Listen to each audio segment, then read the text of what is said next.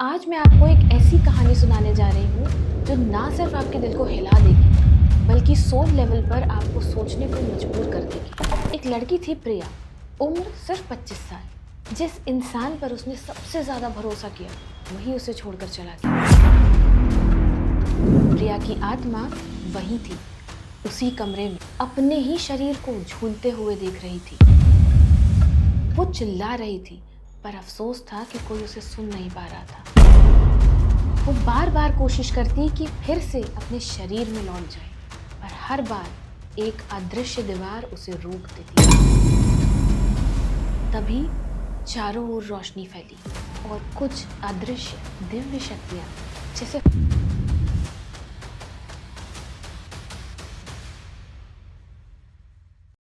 कहते हैं मौत सब कुछ खत्म कर देती है। पर क्या होगा अगर मैं कहूँ कि सुसाइड के बाद असली कहानी शुरू होती है। वो आत्मा जो अपनी ही जिंदगी से भागी अब किससे भागेगी। हम सबने सुना है कि जो लोग आत्महत्या करते हैं उनकी आत्मा को शांति नहीं मिलती। लोग कहते हैं वो प्रेत योनि में भटकती है और सालों तक रोती रहती है। लेकिन सच्चाई क्या है? क्या भगवान सच में ऐसी आत्माओं को दंड देते हैं या फिर उन्हें एक और मौका मिलता है खुद को समझने का, खुद को सुधारने का। आज मैं आपको एक ऐसी कहानी सुनाने जा रही हूँ जो ना सिर्फ आपके दिल को हिला देगी बल्कि सोल लेवल पर आपको सोचने को मजबूर कर देगी। एक लड़की थी प्रिया, उम्र सिर्फ 25 साल। आंखों में सपने, दिल में प्यार। लेकिन एक दिन वो प्यार ही उसके लिए जहर बन गया। जिस इंसान पर उसने सबसे ज्यादा भरोसा किया वही उसे छोड़कर चला गया। समाज की बातें, लोगों के ताने और अंदर का अकेलापन उसे धीरे धीरे खाने लगा था। एक रात उसने तय किया, अब और नहीं। उसने एक रस्सी ली और अपनी जिंदगी को वहीं रोक दिया। लेकिन कहानी वहां से शुरू होती है जहां पर उसकी सांसें रुक जाती है। प्रिया की आत्मा वही थी, उसी कमरे में अपने ही शरीर को झूलते हुए देख रही थी। वो चिल्ला रही थी, माँ मैं यहाँ हूँ, मुझे बचा लो। पर अफसोस था कि कोई उसे सुन नहीं पा रहा था। उसकी आवाज़ अब इस लोक की नहीं किसी और लोक की हो चुकी थी। जब उसकी बॉडी नीचे उतारी गई उसकी आत्मा भी उसी के साथ घर पहुंची। उसने अपनी माँ को टूटते हुए देखा, अपने भाई को बेहोश होते हुए देखा। वो सब देख रही थी, सब महसूस कर सकती थी, लेकिन किसी से बात नहीं कर पा रही थी। वो बार बार कोशिश करती कि फिर से अपने शरीर में लौट जाए, पर हर बार एक अदृश्य दीवार उसे रोक देती थी। धीरे धीरे डर पछतावे में बदलता गया। वो सोच रही थी, काश मैं थोड़ा और रुक जाती, काश मैंने थोड़ी हिम्मत और दिखाई होती। उसकी आत्मा तब भी वही थी जब उसका अंतिम संस्कार हुआ। शरीर जल रहा था, तप रहा था और वो चीख रही थी, अब मैं कहाँ जाऊंगी। तभी चारों ओर रोशनी फैली और कुछ अदृश्य दिव्य शक्तियां जैसे फरिश्ते उसके सामने प्रकट हुए।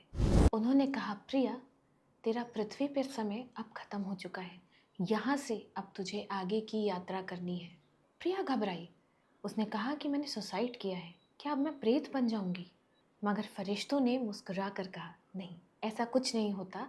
हर आत्मा को वही मिलता है जो उसने कमाया है अपने कर्मों से। ना किसी तांत्रिक के मंत्र से मुक्ति मिलती है, ना किसी डर से सजा बढ़ती है। सब कुछ ऊंचे न्याय से तय होता है जहाँ झूठ की कोई जगह नहीं। प्रिया की आत्मा को एक दिव्य लोक में ले जाया गया जहाँ पर कोई अंधेरा नहीं था, ना देश कि उसमें सब कुछ दिखाई दे रहा था। और वहाँ उसने अपने जीवन की हर घटना देखी, हर गलती, हर रिश्ता, हर आंसू। अब उसे समझ आया कि जो दर्द उसे मिला वो उसके ही पिछले कर्मों का परिणाम था। उसने देखा कि जिन लोगों ने उसे दुख दिया वो उसके ही पुराने जन्मों के अधूरे रिश्ते थे, जहाँ उसे कुछ सीखना था पर उसने अधूरा छोड़ दिया। अब उसे सब समझ आ रहा था।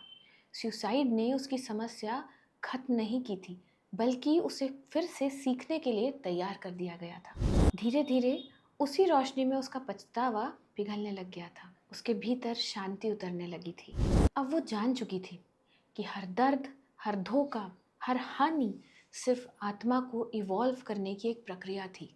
और तभी एक आवाज़ आती है, प्रिया अब तू जा सकती है, अगले जन्म के लिए तैयार हो जा।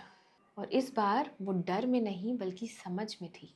अगले जन्म में उसे एक साधारण परिवार मिला जहाँ उसे मेहनत करनी पड़ी, संघर्ष करना पड़ा, मगर इस बार उसने जिंदगी को कभी हल्के में नहीं लिया। उसे वही सबक मिला, जिंदगी वरदान है, बोझ नहीं। इस बीच पृथ्वी पर उसका परिवार अब भी बेचैन था। किसी तांत्रिक ने कहा कि उसकी आत्मा प्रेत योनि में फंसी है, 50,000 रुपए दो, मैं मुक्ति दिलाता हूँ। पर एक दिन उनकी मुलाकात एक सच्चे संत से हुई और संत ने कहा कि कोई भी आत्मा किसी के पैसों से मुक्त नहीं होती। ईश्वर की व्यवस्था पर किसी भी तांत्रिक का बस नहीं चलता। आत्मा को शांति केवल प्रार्थना और प्रेम से मिलती है। अगर आपके आसपास भी किसी ने आत्महत्या की है तो डरिए मत। वो आत्मा अपने कर्मों के हिसाब से आगे बढ़ चुकी है। आपका काम बस इतना है कि हर सुबह हर रात उसकी आत्मा की शांति के लिए प्रार्थना कीजिए। उसे प्रेम से याद करिए, ना कि डर से। और अगर कभी जिंदगी आपको इतना तोड़ दे कि आपको लगे कि अब सब खत्म हो गया, तो याद रखिएगा, मौत समाधान नहीं है, बल्कि एक और शुरुआत है। अगर वो शुरुआत दर्द से भरी हुई होगी। जीवन बहुमूल्य है, कितनी भी अंधेरी रात हो, सूरज फिर निकलता है। बस रुक जाइए, सांस लीजिए, क्योंकि शायद कल वही दिन हो जहां से आपकी जिंदगी की कहानी लिखी जानी हो। सुसाइड बस सबसे बड़ा पाप नहीं है, सबसे बड़ी भूल है। भगवान ने आपको ये जीवन किसी कारण से दिया है, इसे व्यर्थ मत जाने दो। आपकी आत्मा आपसे बस यही चाहती है कि आप जीना सीखें, ना कि भागना। अगर आपको ये वीडियो पसंद आई हो और आपको लगता है कि मैंने कुछ नॉलेजेबल आपसे शेयर किया, तो चैनल को सब्सक्राइब ज़रूर कर लेना और कमेंट करके बताना कि नेक्स्ट वीडियो आप कौन से टॉपिक पर चाहते हो। जय श्री कृष्ण।